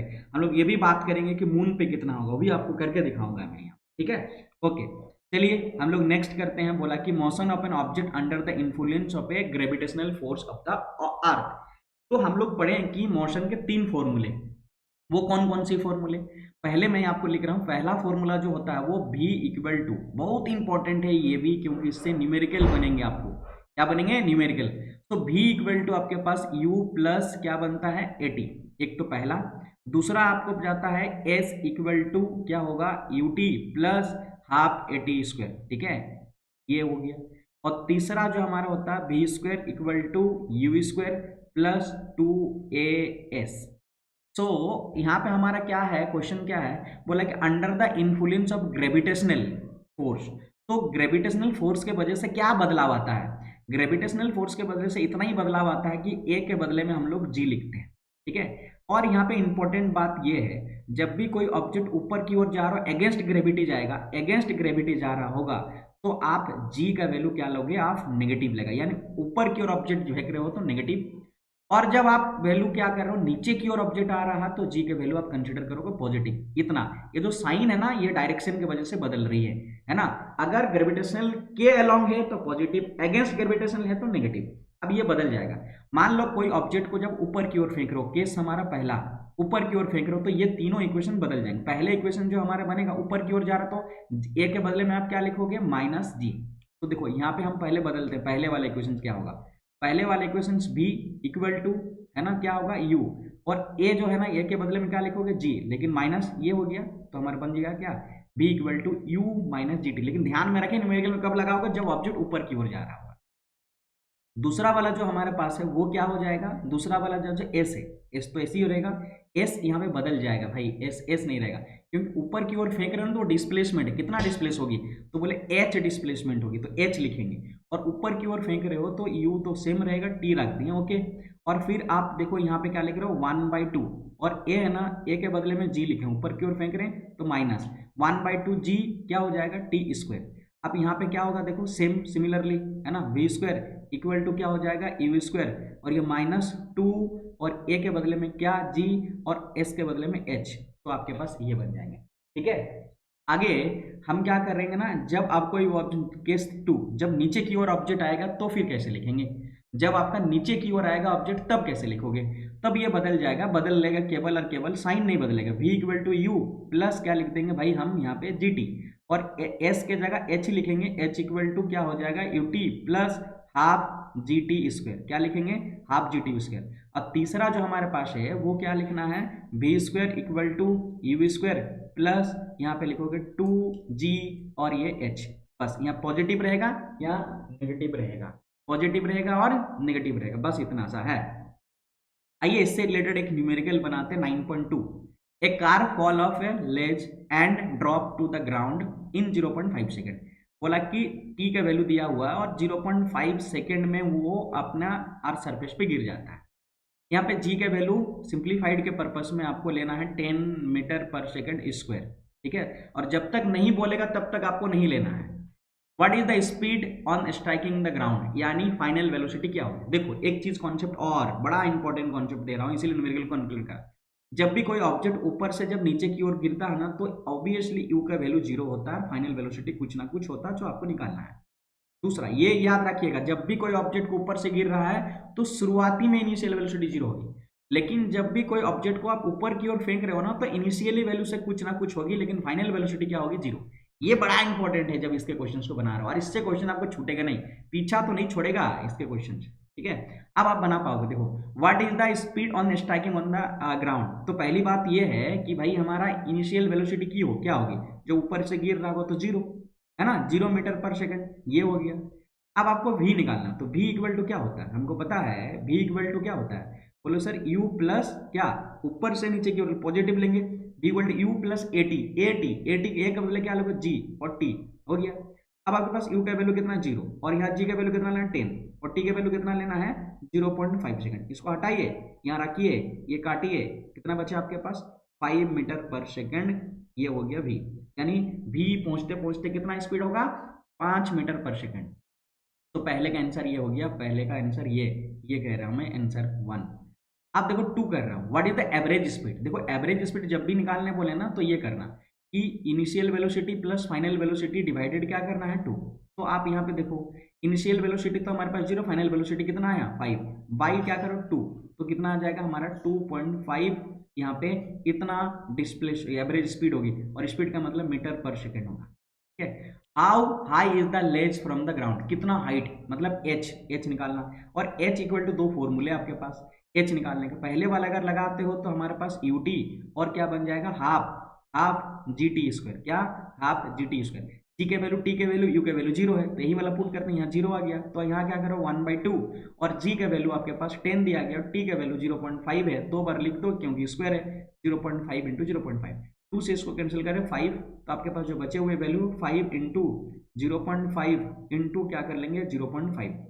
अगर इसको मल्टीप्लाइड करते हैं 5 टाइम्स 5 25, 25 टाइम्स 5 हमारे पास 625 होता है। ठीक है, क्या बोल रहे हो 25 टाइम्स 5 हमारे पास है ना, वही ना 25 25 5 में 125 कितना हो रहा 125, 2 के बाद पॉइंट लगाइए तो 1.25, इतना हाइट इन्होंने, इतना मीटर आपके आंसर होगा। यदि आपको ऐसे क्वेश्चंस को और चाहिए क्वेश्चंस तो मैं आपको लेकर आऊँ, कमेंट सेक्शन में कमेंट करके बता दो।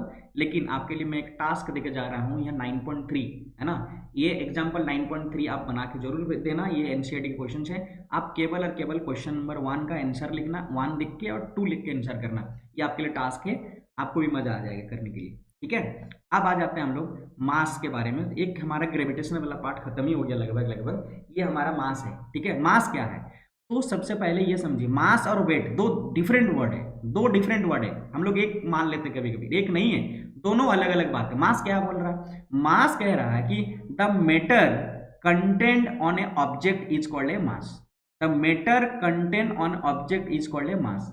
किसी ऑब्जेक्ट में जितना मैटर कंटेंट है वही उसका मास है। मास को हम लोग m से डिनोट करते हैं, मास को हम लोग m से डिनोट करते हैं, और इसका जो एसआई यूनिट होता है वो हम क्या लेते हैं केजी। ठीक है, और सीजीएस यूनिट हम लेंगे ग्राम। ठीक है, ये क्या कह रहा है ध्यान से सुनिए, बोला कि कुछ इंपॉर्टेंट भी इंक्लूड कर, बोला कि the mass of an object is measure of its inertia. आप मोशन में पढ़े होंगे एनर्सिया क्या है, कि जितना ज्यादा मास होगी उतना ज्यादा एनर्सिया होगी, और एनर्सिया से मेजर कर पा रहे हम क्या मास को, तो बोलेंगे किससे मेजर करेंगे मास को, बाय एनर्सिया। याद रखिएगा mass is measured by inertia, जितना ज्यादा एनर्सिया होगी उतना ज्यादा मास होगी। दूसरा इसमें क्या करना है कि whether the object is on the earth, moon और even in outer space, mass of an object constant and does not change from place to place. Mass कभी भी नहीं बदलता, चाहे आप उसको मून में लेके चले जाओ, चाहे आप उसको अर्थ में रखो, चाहे आप कहीं पे रखो, चाहे सर पे रखो या पैर में रखो, कोई मतलब नहीं है। मास जितना है वही रहेगा, कांस्टेंट ही रहेगा, mass does not change place to place. Okay, next आ जाते हैं हमारा वेट पे। ठीक है, क्या बोल रहा हूँ वेट, और इनका डिफरेंस भी एग्जाम में आते हैं, हम आपको इंपॉर्टेंट पॉइंट भी बता दे रहे हैं कौन कौन एग्जाम में आते हैं। ठीक है, तो ये मास डिस्टिंग्विश बिटवीन आपको बोल देगा mass and weight, mass and क्या बोल देगा वेट, मास एंड वेट। अब बताओ, तो सबसे पहले हम यहाँ पे क्या करेंगे, वेट को पहले समझ लेते हैं। देखो वेट क्या है, the force of attraction of a earth. तो वेट एक फोर्स है, देखो weight the force of attraction of a earth on an object is known as a weight of the object. यानी किसी अर्थ किसी ऑब्जेक्ट को जिस फोर्स से अट्रैक्ट करता है वही आपका ऑब्जेक्ट है, वही आपका वेट है। तो ये वेट को हम लोग W से डिनोट करेंगे, और इस पे फोर्स लग रहा, फोर्स का मतलब क्या होता है ma, तो यहाँ पे W इक्वल टू m है, लेकिन अपनी और अट्रैक्ट करता तो a के बदले में क्या लिखो g, तो वेट का फॉर्मूला आपके W इक्वल टू mg। इसका यूनिट क्या होगा, क्योंकि एक फोर्स है तो इसका SI यूनिट क्या हो जाएंगे भाई, SI यूनिट हमारा न्यूटन हो जाएंगे, और इस न्यूटन को आप लोग क्या लिख पाओगे n, क्या लिख देना कैपिटल N। क्लियर है। अब यहाँ पे एक बड़ा आपको क्वेश्चन आता है कि आप बताइए डिफरेंस बिटवीन ऑब्जेक्ट वेट और मास के बीच का डिफरेंस आप बताना है। ठीक है, ये बड़ा आता है डिफरेंस बिटवीन ऑब्जेक्ट और मास के बीच में, सॉरी वेट और मास के बीच का डिफरेंस। अब हम लोग क्या करेंगे, weight of an object on the moon, moon पे किसी ऑब्जेक्ट का वेट कितना होता है ये हम देखें। मतलब क्या हम लोग बोले ना वेट चेंज होते रहता है, तो अर्थ में जितना है क्या मून में कितना होगा ये पता करना है, उसको डिराइव करेंगे हम लोग सबसे। अब आप बताइए, मैं अगर वेट लिख रहा हूँ, वेट का मतलब क्या होगा, फोर्स, अभी पढ़े फोर्स। तो अगर बोले अर्थ पे हम पहले देख लेते हैं, तो आप पहले ये देखो या मून पे लिखो, पहले हम लिख रहे हैं मून पे, तो आप बोलोगे सर मून पे कितना होगी, WM मतलब फोर्स ना, तो आपके पास G इंटू क्या लगेगा, capital M mass of a earth, और हम बोल रहे हैं कि मास ऑफ ए मून, ठीक है, ये दोनों लिख दिए हैं, ये मून का निकाल रहा है, मून का, ठीक है, बाई आपके पास कितना होगा, रेडियस ऑफ ए मून, तो M लिख रहे हैं और स्क्वायर, एक इक्वेशन यहाँ मिला। दूसरा, यदि आप अर्थ का लिखोगे तो यहाँ पे क्या लिखेंगे हम लोग, E, और E का लिखने से भी हमारा फोर्स उतना ही लगेगा, तो यहाँ पे हमारा मास बदल जाएगा M, और ये ऑब्जेक्ट है, और उनके बीच का जो रेडियस होगी वो हम रेडियस से कंसिडर करेंगे, जिसको हम लोग आर्क कहेंगे, और इसको आर स्क्वायर कर देंगे, ठीक है। अब आप क्या करेंगे, WM/WE निकालिए, ठीक है, मतलब आप अर्थ से कंसिडर आपको कंपेयरिंग कर रहे हैं, तो WM/WE, जिससे आप कंपेयर करते हैं उसको नीचे लिखते हैं, जिसको करते हैं उसको ऊपर लिखते हैं, तो दोनों का वैल्यू अगर रखोगे तो आपके पास पहले वाला G into mass of a moon into object का मास डिवाइडेड उनके बीच का मास या रेडियस का square divided G into mass of a earth और ऑब्जेक्ट का मास और उनके बीच का रेडियस RE का स्क्वायर।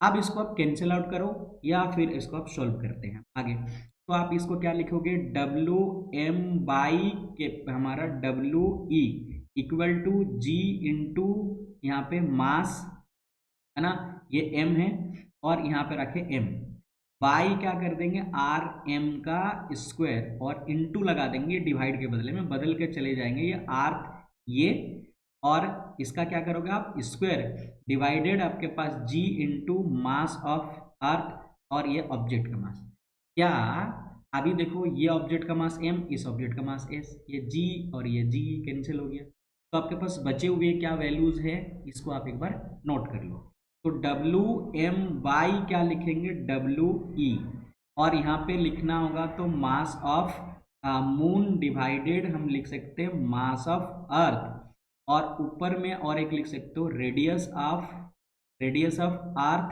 का square by radius of moon का स्क्वायर। यदि यहाँ पे वैल्यू पुट करते हैं तो हमको क्या मिलेगा, देखो वैल्यू पुट करते हैं तो क्या मिलेगा, देखो वेट है ना, क्या बोल रहे हो, वेट का जो वैल्यू है, या मास ऑफ ए मून लिखो, है ना, मास ऑफ ए मून लिखो, रेडियस ऑफ ए मून लिखो, और सॉरी अर्थ लिखो, मास ऑफ ए यहाँ पे क्या लिखेंगे हम लोग, अर्थ, और रेडियस ऑफ ए मून लिखेंगे, और इन सब को वैल्यू को पुट करने पे हमको जो वैल्यू निकल कर आएगा वो हम लोग यहाँ लिख लेंगे, ठीक है। तो हम लोग यहाँ पे पहले लिख लेते हैं वैल्यूज को, ठीक है, वैल्यू आपको याद रखना पड़ेगा इनके वैल्यूज, नहीं तो आपको गिवन रहेगा। देखो मास ऑफ ए जो अर्थ होता है वो हम लोग कितना लेंगे और रेडियस कितना लेंगे, यहाँ देखें, मून जो है ना यहाँ पे देखा हो तो यहाँ मून लेंगे 7.36 इंटू आपके पास हो जाता है 10⁻22, और रेडियस ऑफ अर्थ कितना है, तो यहाँ पे रेडियस ऑफ अर्थ लेते हैं हम लोग 6.37, ये तो एक्सपेरिमेंटल वैल्यू है, जो फिक्स्ड वैल्यू है, इसको तो हम लोग चेंज नहीं कर सकते, स्क्वायर डिवाइडेड मास ऑफ ए, ये क्या लिखोगे आप, ये अर्थ, और मास ऑफ ए अर्थ कितना दिया है आपको, लेना है 5.98 यानी 6 इंटू 10⁻24 भी लेते हैं, जो एग्जैक्ट है वो ले लीजिए, न्यूमेरिकल में तो हम लोग 6 ले लेते हैं, ठीक है, और यहाँ पे रेडियस ऑफ मून, और रेडियस ऑफ मून क्या होता है 1.74 इंटू 10⁻6 का स्क्वायर कर देंगे।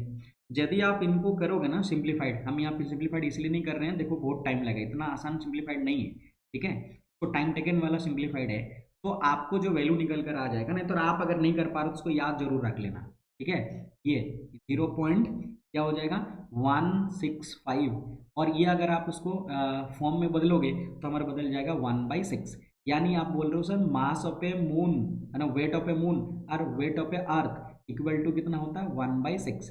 हम यहाँ अर्थ का निकालना चाह रहे हैं या मून का निकालना चाह रहे हैं, क्या मून का, तो बोलेंगे वेट ऑफ मून जो होगी इसको आप उधर लेके चले जाओ, तो आपके क्या हो जाएंगे, हमारा बन जाएंगे यहाँ पे अर्थ ऑफ ए मून, ठीक है, सॉरी यहाँ wait of a earth divided 6, इसका मतलब है 6 टाइम छोटा हो जाएगा, कितना 6 टाइम छोटा हो जाएगा। यदि ऐसा एग्जांपल सोचो कि अगर किसी ऑब्जेक्ट का वेट अभी अर्थ पे कितना है, हम बोल रहे हैं 600 न्यूटन ले लेता हूँ, तो बोला मून पे क्या होगी, वेट ऑफ मून क्या होगा, तो वेट ऑफ मून बोला है कि weight of earth divided by 6 ये होगा।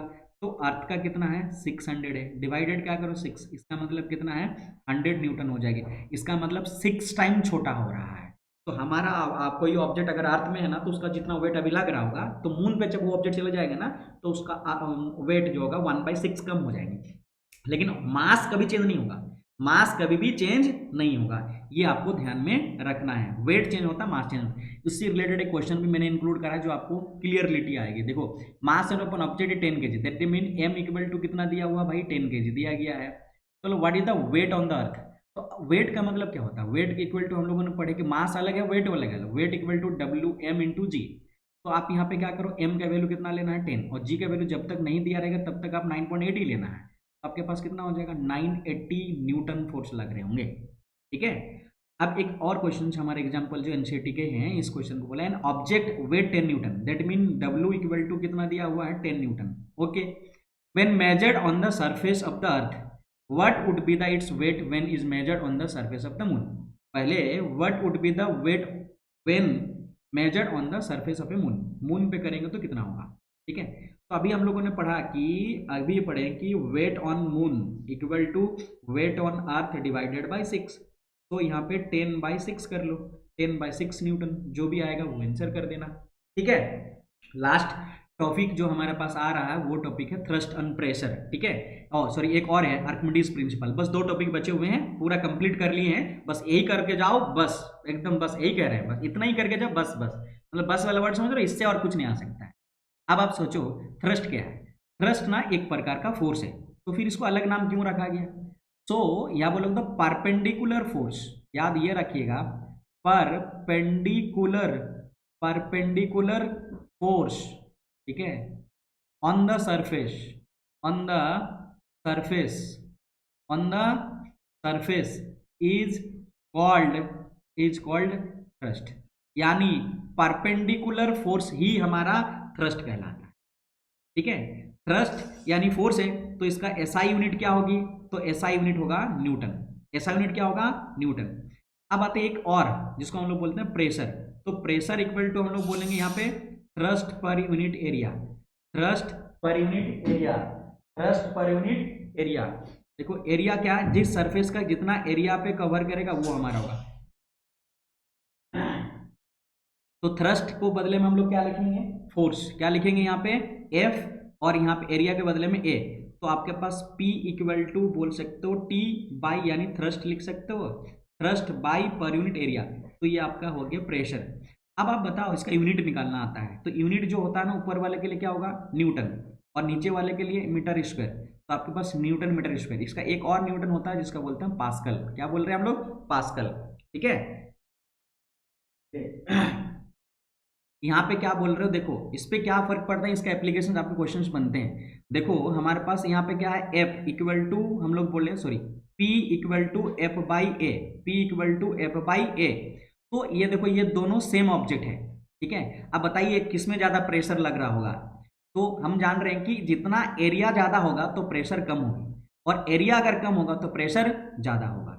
तो यहाँ पे देखो कौन एरिया ज्यादा कवर कर रहा है, ये ज्यादा एरिया कवर कर रहा है, इस वाला पोर्शन में जब हम उसको रख रहे हैं तो एरिया कम कवर कर रहा है। तो इसमें हमारा जब एरिया कम कवर कर रहे हैं तो प्रेशर ज्यादा, तो प्रेशर ज्यादा लग रहा है, इसमें प्रेशर कम लग रहा है। मान लो ये P2 और ये मैं P1 कंसिडर कर लेता हूँ, तो P1 इज ग्रेटर देन क्या होगा P2।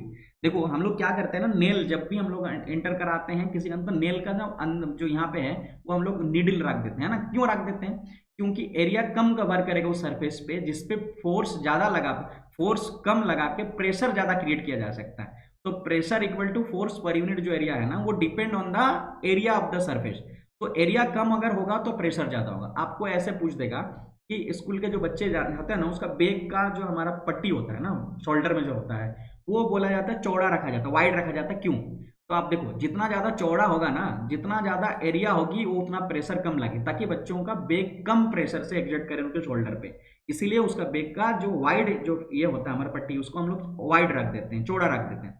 उसी प्रकार का कहीं अगर आप मान ले रहे हैं कि एग्जांपल और लेते हैं, जैसे नाइफ है ना, नाइफ का क्या करते हैं हम लोग, उसका जो शार्प रखते हैं प्रोपोर्शंस में, शार्प इसीलिए रखते हैं, ज्यादा प्रेशराइज कर रहा है इजीली हम काट पाए, है ना। ज्यादा शार्प रखेंगे तो एरिया कम होगी, और एरिया कम होगी तो प्रेशर ज्यादा होगा। इसी से रिलेटेड आपको एप्लीकेशन बेस्ड क्वेश्चन बनते हैं, तो आप उसको सेम इसी मैथमेटिकल एक्सप्रेशन के हिसाब से आप उसको समझा देना। बात क्लियर है। अब आ जाता है प्रेशर इन फ्लूइड्स। क्या प्रेशर लगता है फ्लूइड्स के द्वारा? इससे समझने के लिए दो आपके पास फोटो है, इन दोनों फोटो से आप इस माध्यम से समझ सकते हो। देखो यहाँ पे मैंने छेद कर दिया, एक बोतल ले लिया है और छेद कर दिया, यहाँ एक छेद कर दिया, यहाँ एक छेद कर दिया, यहाँ एक छेद किया, यहाँ एक छेद, यहाँ एक, ये वाल पे लगा हुआ। देखो तो यहाँ पे क्या कर रहा है, ये वाटर इतना दूर फेंका रहा है, इसका मतलब क्या है कि वाटर पे कुछ ना कुछ यहाँ पे प्रेशर लग रहा है, ठीक है। तो वाटर क्या है, फ्लूइड है।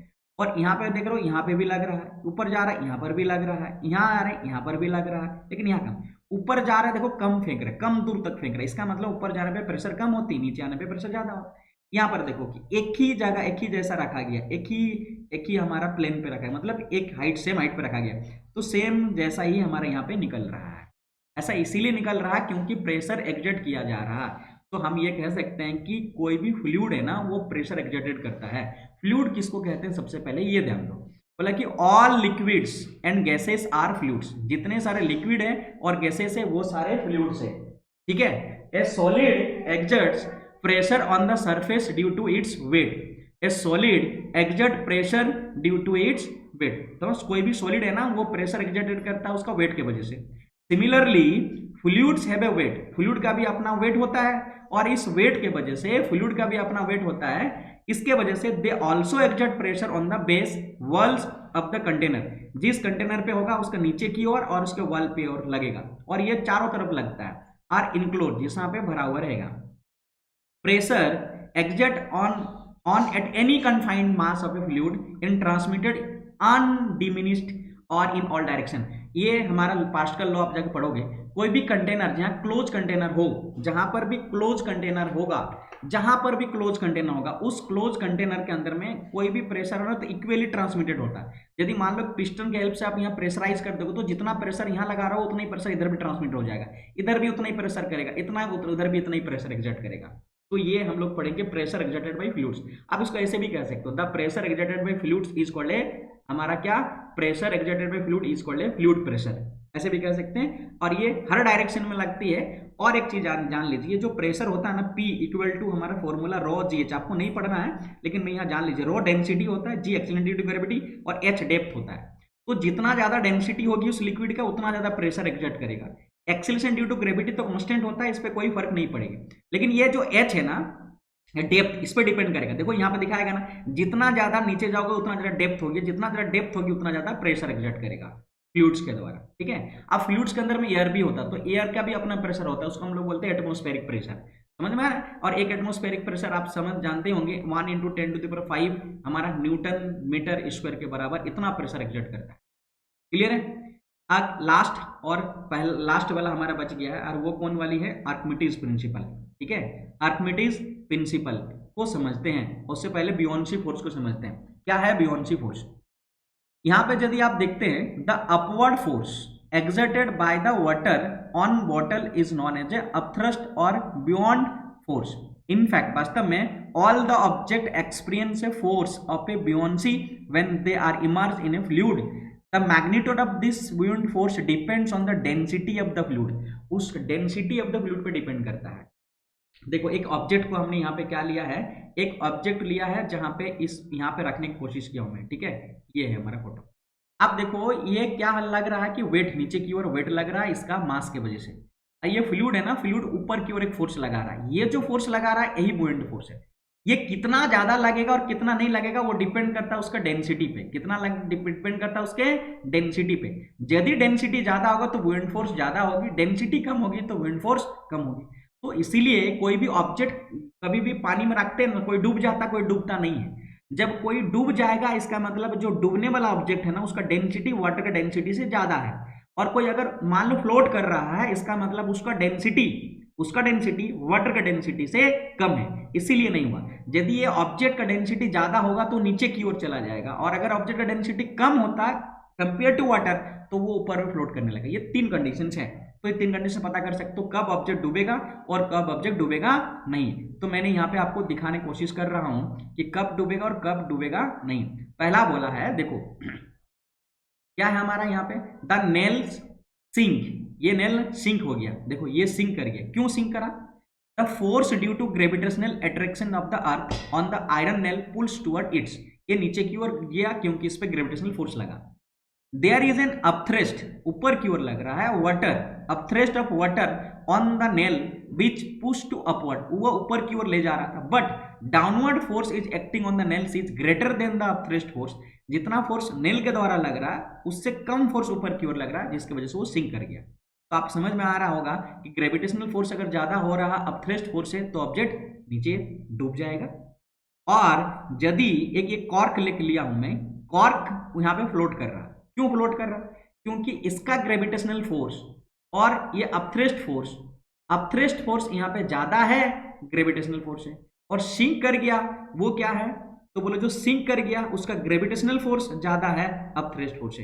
ये तो एक कंडीशन बताएगा कि वो बॉडी डूबेगा या नहीं डूबेगा। इसका एक दूसरा प्रॉपर रीजन होता है वो डेंसिटी, जिसका ज्यादा डेंसिटी होगा वो डूब जाएगा, वाटर के कंपेरिजन में डेंसिटी कम होगी तो हमारा नहीं डूबेगा, फ्लोट करने लगेगा। तो ये दो कारण हैं जिसके वजह से कोई बॉडी फ्लोट करता है और कोई बॉडी सिंक कर जाता है, और ये सब ब्यूयेंसी फोर्स की वजह से।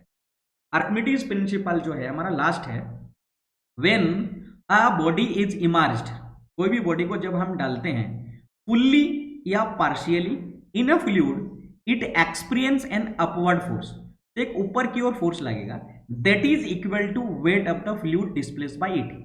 ये आर्किमिडीज ने क्या करा कि उसमें जो बुयंसी फोर्स है वो कितना लगेगा ये फाइंड आउट करके दे दिया।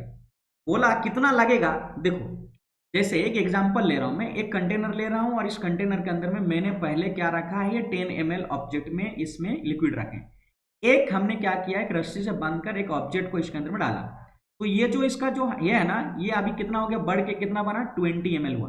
कितना डिस्प्लेस हुआ, हमारा लिक्विड उतना ही है। तो अभी जो ना ये जो ऑब्जेक्ट आया ये अपना कुछ ना कुछ अपने आप का वॉल्यूम है जो जगह घेर लेगा, जिसकी वजह से वो जगह जो भी वाटर ने बनाया था, यहाँ वाटर ऊपर की ओर डिस्प्लेस कर गया। कितना डिस्प्लेस किया, तो देखो यहाँ 20 - 10 करोगे ना तो 10 ml डिस्प्लेसमेंट हुआ। ये जो 10 ml फ्लूइड डिस्प्लेसमेंट हुआ उतना ही आपका क्या होगा, बोला कि आपका वेट होगा, यानी आपका बुयंसी फोर्स होगा।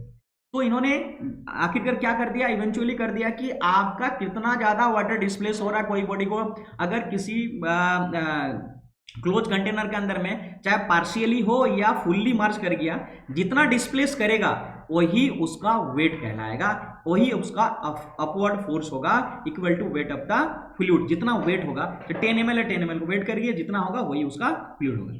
उम्मीद करते हैं पूरे चैप्टर आपको कंप्लीट समझ आई होगी। यदि आप नए हैं फिर से रिक्वेस्ट कर रहा हूँ आपको हमारे चैनल में बने रहें, और इसके लिए हमारे चैनल को सब्सक्राइब करिए, और दूसरा हमें सपोर्ट जरूर करें, इससे हमको मोटिवेट मिलेगा और अब तक हम अच्छे अच्छे वीडियो पहुंचा पाएँ, आपको अच्छे मेहनत करके एक अच्छे कंटेंट आपको दे पाएँ, ताकि मुझे मोटिवेट मिले।